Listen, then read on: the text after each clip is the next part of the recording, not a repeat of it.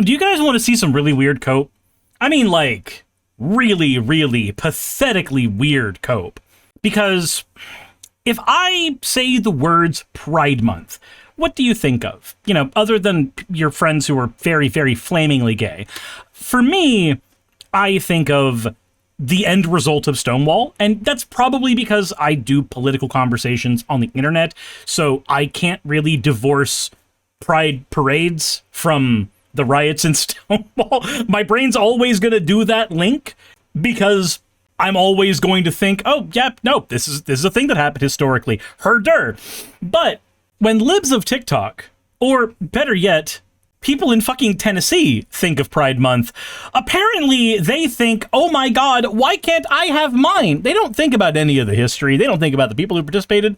They don't think about the fun people have during Pride parades. No, no, no, no, no. What they think of, instead, is pathetic shit like this. So this guy right here, this is being celebrated by libs of TikTok, BT dubs. So this guy right here, this dumb ghoul, this motherfucker here, has put in a resolution. Now, technically, this was put in last year, but of course, libs of TikTok is celebrating it this year. Now, why they're doing that, I don't fucking know. It's like Ben Shapiro constantly making the same joke every single year, like he's an AI prompt, even like before AI prompts were a thing. Anyway, a resolution to designate June as Nuclear Family Month in Tennessee. Fuck the gays. You guys don't get anything. This has to be a month for the normals. God, that's fucking pathetic. Anyway, let's go ahead and keep reading this. Our resolution to designate June as Nuclear Family Month in Tennessee. So they do, in fact, want to fuck the gays? Oh, no, I agree. This is the reason why when CPAC comes to town, there's a whole lot of money that just inadvertently gets flooded into the escort industry, specifically the gay femboy escort industry on Grindr. I understand.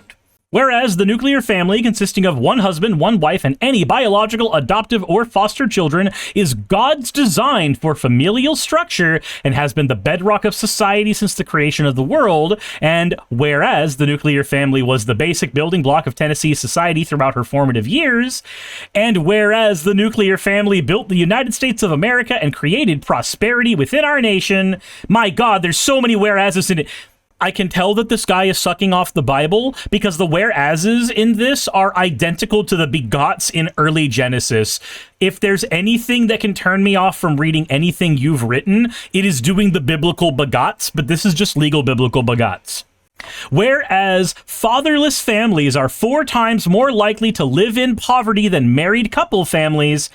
Do you know why that is? It's because there's not dual income. That's the reason why. Like the actual definitional reason as to why we have less money coming into households that have only one parent is because those households have only one person bringing in the income. And if only one parent is working and the other happens to be a stay-at-home parent, then the other person is able to dedicate even more time to their job because they're not having to split it with them and their family as much. And then that inadvertently causes them to break up in 20 years with a lot of resentment, and then they wonder why they ever got married in the first place, and oh my god, that's trauma talking. Anyways, that all said, this is what we call a nothing statement. The statement basically boils down to, hey, did you know that 2 people are capable of making more money than 1 people? Anyway, this is the same state that tried to re-legalize child marriage like a handful of years ago, so, I mean, I can't really take them seriously. Whereas fatherless families are 4 times more likely to live in poverty than married couple families, children without fathers are 10 times more likely to abuse chemical substances. Can we also point out how much of a nothing statement this one is right now? Did you know that alcohol is a chemical substance? And using it is, by most people's definition of the word, especially in conservative circles, a form of abusing the chemical? 10 times more likely to abuse chemical substances doesn't tell us anything about the strength of those chemical substances, the end result of those chemical substances, the chance of overdose of those chemical substances. It is a statement meant to scare. Children from fatherless homes are more likely to have mental health and behavioral issues. Yeah, okay. When there's one parent stressed the fuck out trying to handle things, that's going to lead to problems. It has very little to do with the father specifically. Children from fatherless homes, blah, blah, blah, blah. 60% of youth suicides are from fatherless homes. 71% of high school dropouts are from fatherless homes, because people who are in single family homes tend to feel like there's more financial pressure on them. Many of them end up leaving school early in order to get into a job as fast as possible. It's just shit that happens. This is just ignoring the human condition. Like, okay, you know that the substance abuse problem, the behavioral problem, the dropping out of school problem, you know that most of those are actually caused by monetary factors, right? Like, monetary factors are going to lead to them abusing chemical substances more because they are going to be stressed and are going to rely on those. Or in many cases, like where I grew up, they're going to use those substances more because they are going to have to use them as a form of making money. And I'm reminded of that one person in my comment section who took the story about me being a weird racist little kid and saying, you should have known better. Like, my guy, you just owned a 6-year-old. Congratulations. You should feel so proud of yourself. And they tried to defend that. That was really weird. Yeah, if you're watching the video, you know who I'm talking about. I am talking about you. I do remember you. And God, that was pathetic. Anywho, most of these problems basically stem down to these kids are growing up in a system that is built to make money for people that aren't those kids. Dan says, isn't every other month already cis month because we focus on that rather than LGBTQ things? Exactly. Like, they'll point out, right? People like this Chucklefuck will point out that, oh, well, Hollywood has more gay couples in it now. Yeah, by a fractional margin. Master Emmy says people that are cis and straight can still go to pride parades. If they want to have fun and feel left out, they should go to a pride parade. Again, anybody can go. You are correct. Jet says, when I was a kid, my dad died and our home became fatherless. What does that have to do with the gays? Well, obviously his Grindr account was the reason he passed away. The gays killed him. That's what happened. Probably. 20 times more likely to be incarcerated. 85% of youths in prison come from fatherless homes. Oh, by the way, do you guys recognize what fatherless homes is? Like, this is actually a euphemism for something. Those of you who've been paying attention to politics for long enough probably know exactly what this euphemism is for. But the fatherless homes conversation is usually not in regards to gay people. Usually the fatherless homes conversation is in regards to black people. Axo and Dorito got it right. In one, the fatherless homes conversation is almost always utilized as a way to say that black households are less stable, are less good, are less wanted than white households. Now, I'm not going to get into the specifics of the why there, but the very, very brief version of that is that when you have a system like ours that is more likely to incarcerate black people, and you have a system like ours where it is more social, or historically was more socially acceptable for the men to be the ones who were going out of the house, typically you would have, and we also still live currently in a system where women get much lower rates of incarceration than men, even for the same crimes. And in some cases, like one that a friend of mine is dealing with right now, he's completely unable to actually get a restraining order on a person because she's a woman. That one's weird because I've read the police report. I know what the fuck happened there. Anyways, if he's watching this video, then he knows that I'm out on his behalf. Anyway, because of that, it is more likely that the male is going to be the one who gets incarcerated. And if the male, the person who would be the father in the fatherless household, is the one incarcerated, then you have more black households that are fatherless homes. And now we like to euphemize this and try to say that this is some kind of like moral failure of society, but like realistically, it's a systemic problem. It is a problem of a system that needs to have a group of people to provide cheap labor, and so we send them off to prison. We also don't want them having stronger voting blocks, so we do things like redistrict them and gerrymander them. We also don't want them to be part of good, strong voting blocks, so we tend to incarcerate them, make them felons, and then make it to where they're not able to vote. God, America's great. Like, okay, we can agree, I think all of us can agree, that America's way better on racism than it was 30 years ago. And 20 years ago, it was better than it was 30 years ago. But I think we can all agree that we still have a fucking long way to go. 85% of youths in prisons come from fatherless homes. In a 2016 study by Peter Langman on the psychology behind 56 school shooters, 82% of the shooters were raised in an unstable family environment or without both biological parents together. Ah, cool. So we have correlation and causation, trying to figure out which one of them is the father of the baby. You realize that by wording it that way, you're admitting that a causal link was not found. Most of these were raised in unstable environments. Okay? You didn't state they were caused by it. You stated that there was a correlation. Perchance, we should explore that further. Said it also sucks that only 5-ish states have constitutionally outlawed slavery. Yes, but it's because of the federal level. We have the 13th and 14th Amendment stuff. Anyway, Zora says, interesting that they changed the wording for the school shooting from fatherless to raised in an unstable environment. Whereas Tennessee's values do not align with the humanistic globalist idea. The what? The what? The fucking what?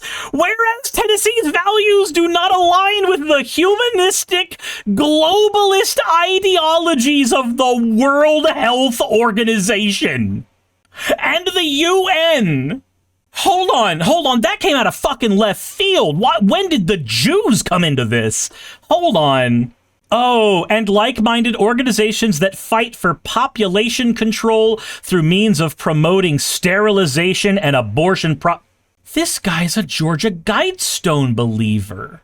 Wait a minute. This is Georgia Guidestone conspiracy theory bullshit written into American legislation. Please stop with the tinfoil hat. You're suffocating your head like a Tim Pool beanie. Said because the Republicans are... Jesus. That he's literally a discount Rick Scott. Oh my god. Oh my god. So, let me just say, if you are not clued into why I am jumping at the gun at all this, let me first say, my god, it sounds so weird to say Tennessee's values do not align with humanist ideologies. We don't like humanism. God, I'm just going to do that thing real quick. Hold on. Can I look up the word humanist and just see what comes up? A progressive, non-theistic life stance that emphasizes human dignity, reason, and ethics. So Tennessee is against human reason, dignity, and ethics. Well, that explains the child marriage, but, you know. It seems the far left and the far right seem to be blaming the Jews for everything. Man, the leftist anti-Semitism stuff that's cropped up because of Israel confuses the shit out of me. Because it's like, I thought we all recognized that global capital was the problem, not people who happened to be part of a singular religion that is also sometimes considered an ethnicity. That's a weird thing. Thanks, Germany. But it's very, very weird to watch those people go from anti-Zionism, which is Israel's expansionism and genocides are bad, and stumble into actually the Jews are bad. Like, just weird. Old Gus says, I think some people need a crash course of the Guidestones. Yeah, I'm getting to it. So, humanism, without any context, he's anti-humanist, and that just sounds fucking stupid. Globalist ideologies, can I just say, real quick, I know that when he says globalism, he's meaning the Jews. Like, this is the global international Judaism shit, international Jewry. That's what globalism is now. When Alex Jones started using globalism, it was a stand-in for international Jewry. But on its surface, can we just accept that the term globalism is actually based? Like, that's fine. So, without all of the weird anti-Semitic shit that's written into it because of Alex, globalism is an ideology that emphasizes that the world's nations are actually deeply connected, and we should engage in international cooperation, open trade, and handle challenges as a global apparatus. It is quite literally the ideology of we are all humans first and foremost, so our differences should meld away. And instead, he's just like, nope, that's bad, actually. I need to have lots of enemies that are brown. Or trans. Like, it's just fucking stupid shit. But the word globalist also, again, it has that weird Jewish thing glued onto it for no good reason. The reason is Alex Jones. Because the idea basically stemmed from the fact that international Jewry wanted there to be a global bank so that Jews could control most of the world's capital. And so globalism was a stand-in for international Jewry so that they wouldn't sound anti-Semitic when they were talking about the global bank, and the global bank was the Jews. And then you get lefties who start talking about capitalism and then end up falling into the global bank shit and just start doing the anti-Semitism themselves. Like, they're just fucking weird. It's fucking weird. Like, I expect the anti-Semitism on the right because, like, historically that's where it's come from. Seeing it come from the other side because people decided that actually individuals are bad and systems are something that we shouldn't critique just confuses the flying fuck out of me. The World Health Organization and the United Nations. So there's been the conversation in the U.S. that the United Nations doesn't have teeth for years. I can understand that being a problem, but weren't the United States one of the main people who, like, proposed the UN because post-war Germany was a thing that we didn't want to have happen again? So we wanted to have this, like, big story that actually now all the nations have come together to stop a global war from happening ever again. Like, that's the whole lie behind the UN, right? I thought that was a good thing, actually, but no, apparently not. But when we get to the part about promoting sterilization and abortion practices, that is about the Georgia Guidestones. So let me see if I can get a picture for you so that we can talk about these real quick. So we're gonna go ahead, open this in new tab. I love my tabs not working correctly. This is just silly. So the Georgia Guidestones do not exist anymore because they were destroyed. They were destroyed because a bunch of religious extremists decided that they needed to be destroyed.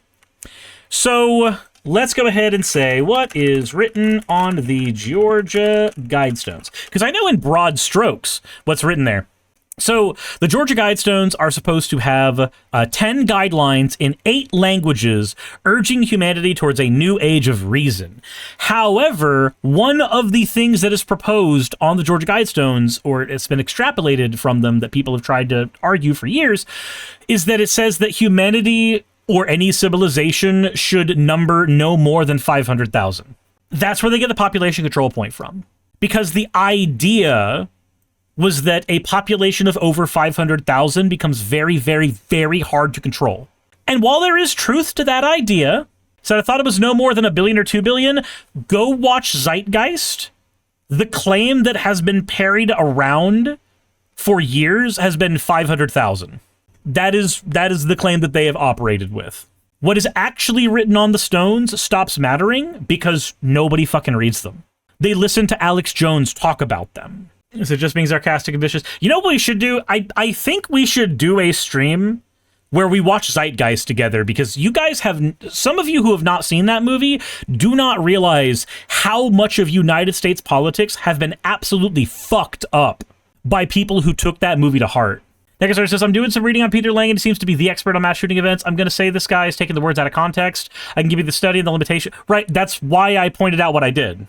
That's why I pointed out what I did, was that we seem to be confusing causation with correlation, which is a thing that happens when somebody's not an expert, but they're looking at somebody else's study with absolutely no ability to ascertain what is from it. That's what I'm arguing. So I agree with you, Jassa. I'm not trying to say that the person who wrote the study was wrong. I'm saying the person using it as a cudgel is wrong. Sucker says, I've seen Zeitgeist, but I don't recall the Georgia Guidestones as much as the part about gods and the part about vote rigging done to benefit Republicans. So also, I vaguely recall some 9/11 conspiracy stuff. So there's multiple cuts of Zeitgeist. One of the cuts of Zeitgeist, the one that I watched, was the one that had damn near the entirety of Loose Change written into it.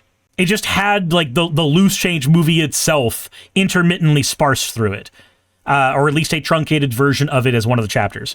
Like, Zeitgeist caught fire on conspiracy webs so much that a ton of versions of that movie started existing. And a sequel existed that was all about the Federal Reserve. I remember getting interested in the Federal Reserve part, and then my friend who showed me the first movie going, oh yeah, no, that one's boring. Like, you're the one that brought me into this world, Ryan. Anywho, the Georgia Guidestones have been argued by people like Marjorie Taylor Greene and this dumb fuck that they are a guide for population control and genociding a large swath of the human race. This is actually where you get a lot of the right wing's anti-vax movement stuff, because they believe that vaccines are a form of population control linked back to the Georgia Guidestones. These guys are cuckoo fucking crazy, like actual cuckoo fucking crazy. Soccer says, I did pick up the word Zeitgeist for my vocabulary because I found it fun. That's kind of what happened to me, too. Like, I learned the word by watching the movie, and the word integrated into my vernacular afterwards. I think that happened with a few people. Whereas the nuclear... So yeah, there's your thing. They believe that abortion is a thing that is used for population control as opposed to, like, so that women have control over their own bodies. Like, these guys are crazy. Whereas the nuclear family is under attack by who? Who is attacking the nuclear family? Is it the random polyamorous coupling over there that are looking for a third because they really like your vibe from across the way?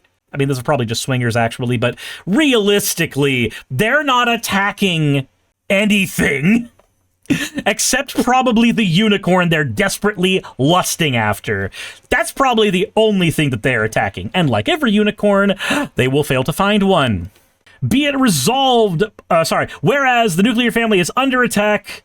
it is our responsibility to uplift, protect, and support values that help Tennessee prosper. He's basically saying that nobody who's gay helps Tennessee prosper, by the way. That's what's being said there. Be it resolved by the House of Representatives of 114 General Assembly of the state of Tennessee, the Senate concurring that we join with the citizens of Tennessee in designating the month of June as Nuclear Family Month. And commend the noble endeavors of those who seek to protect and strengthen the traditional values of our state and country. Oh, boy! It's not quite those words, but we're getting damn close. Anyway, so, what do we have here? We have a chucklefuck who's being celebrated by Chaya, the dumbass who has Libs of TikTok and somehow got a job in education afterwards. I don't know what in the Trump happened there, but... This guy is arguing that the nuclear family is under attack, and based on the verbiage of the document, it sounds like he's saying the nuclear family is under attack by the gays and the Jews.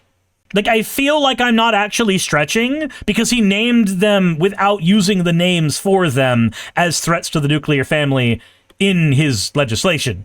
Like, it really feels like he's going... You're not allowed to have a normal straight marriage anymore because the Jewish gay trans lesbian over there said that you weren't able to. Like, it's fucking weird. Must be blind if they can't see what they're doing. Sean says, so this representative from Tennessee is still salty that he lost to a certain general role that our blue uniform... Oh, he lost the Civil War. You know what? Sometimes I feel like Sean Helfand deliberately chooses not to use sentences with any punctuation, specifically to get under my skin, because it is when he uses run-on sentences, or they use run-on sentences, that I tend to pay attention more, because I get lost in the words, and so I end up spending more time on them. I'm 100% sure that is what's happening now. Dan says, you're not wrong about them blaming the Jews and gays because I have multiple brothers that believe that. Again, it's the thing where if you're not Donald Trump, you'll still rely on some euphemisms. Dorito says, I think we should all annoy Suris. I think it would be fun, especially if it would create a bunch of run-on sentences, especially when it could be a period of comment that could be used. A period of comment that could be used. Yeah, but see, here's the thing, Dorito. I'm used to talking to you, so I can at the very least parse what you're saying, because that paragraph was infinitely smaller than the fucking books you DM me! Dan says, my brothers hate Donald Trump, surprisingly. Is it because of the Epstein thing? Because, like, that's the barest of minimums. Buffalo, buffalo, buffalo, buffalo. Anywho, I think it's really weird and pathetic that we have legislators that are trying to push shit like this, and I think it's really weird and pathetic that Libs of TikTok is celebrating that. Celebrating it a year after it was already proposed, actually. That's even weirder. That's like Cope levels of weird. Hey, you made it to the end. I want to give an extra thanks to the patrons who allow me to do this full time. I want to thank Aaron Rail, Astral, Britzkrieg, Jemshin, Poundini, Red Joker, Victoria, Jonas, Craig, Tarika, Fireshard, Smiling GM, John, Dren Hadamada, Creeper, Sagitta, you know I'm not saying that last part, Sylvie Snow, Valis of Seraph, Ottoman Angel, Rooster Rachel, and Fire Panda, who are all my $20 and up patrons.